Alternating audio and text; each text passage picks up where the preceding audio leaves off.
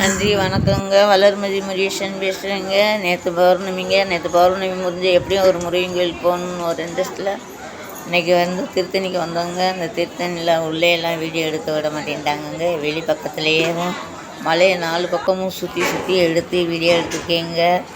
Video பாருங்கள், like போடுங்க, share பண்ணுங்கள். நன்றி வணக்கங்க. அன்புடன் வளர்மதி முருகேசனுங்க.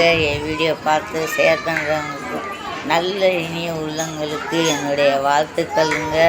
இப்படிக்கு வளர்மதி முருகேசனுங்க. எல்லா பக்கமுமே சுற்றி எடுத்துருக்கிறதுனால இது ரொட்டீன் வந்துட்டுருக்குங்க.